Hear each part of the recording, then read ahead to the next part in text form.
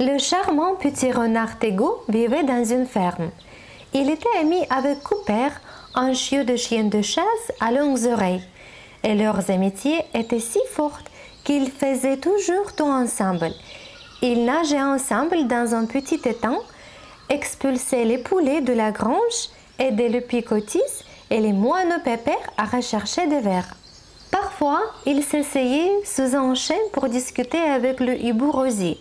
Chaque jour, quand Cooper rentrait chez lui, Tego soupirait car il sentait un grand vide dans son cœur. « Cela s'appelle la solitude », expliqua Rosie, le sage hibou.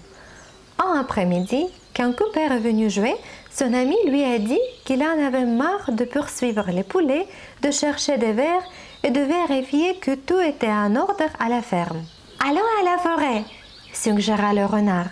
« Cela semble tentant », répondit son camarade. « Courons à travers les prés. » En les voyant partir, Rosie leur cria.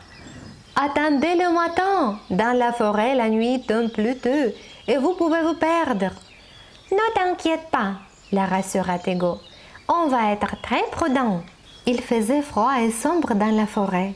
Les arbres épais étaient si hauts qu'il semblait que le ciel reposait sur les branches. Partout les oiseaux chantaient et les arbres bruissaient et sous les buissons de petits animaux couraient. « Super endroit pour jouer à cache-cache !» s'exclama le renard. « Tu veux jouer? Je me cache et tu me cherches. »« D'accord, » dit Cooper, « je te trouverai. » Cooper ferma les yeux et commença à compter, alors que son ami se demandait bien où se cacher.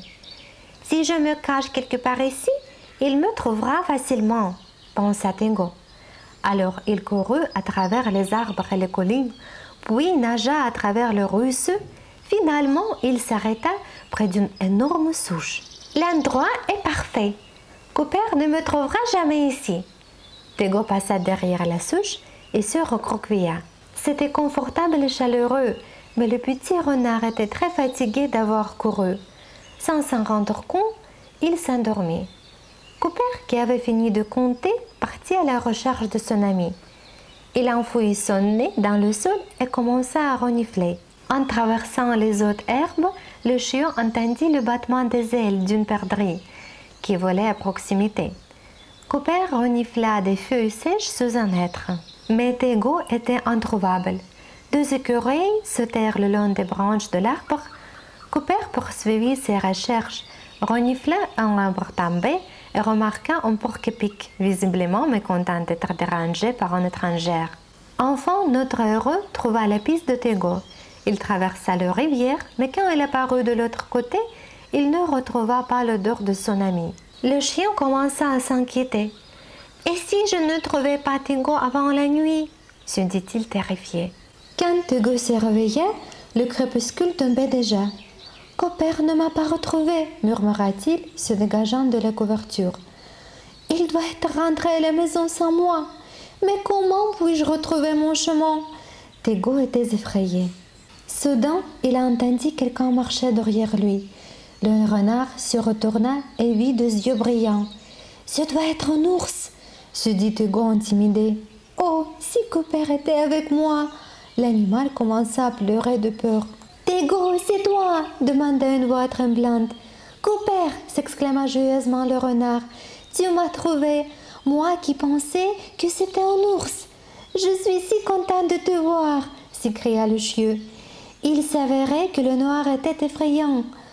« J'avais peur aussi, » admit Tego. « J'ai cru que tu étais rentré à la maison sans moi. »« Je ne te laisserai jamais seul, » dit courageusement Cooper. « Nous sommes amis, donc nous devons toujours rester ensemble et nous entraider. » Les animaux s'enlacèrent pour se réchauffer. « La forêt n'est pas si effrayante quand on a un ami à proximité, » déclara Tego. « Nous pouvons surmonter toutes les difficultés avec un ami, » renchérit Cooper. « Demain matin, nous chercherons le chemin du retour. »« Vous n'aurez pas besoin d'attendre si longtemps, » déclara une voix venant du ciel. C'était le hibou. « Je pensais que vous auriez besoin de mon aide. Comme vous n'étiez pas rentré avant le coucher du soleil, je suis venu vous chercher. »« Rosie, quel plaisir de te voir. Merci beaucoup. »« Merci, Cooper. Vous êtes mes amis, n'est-ce pas ?» répondit-elle. Les amis doivent prendre soin les uns des autres. Suivez-moi et vous serez bientôt de retour à la maison. Après que les enfants soient sortis de la forêt et aient traversé le pré, ils se dirent au revoir. « Cooper, serons-nous toujours amis ?»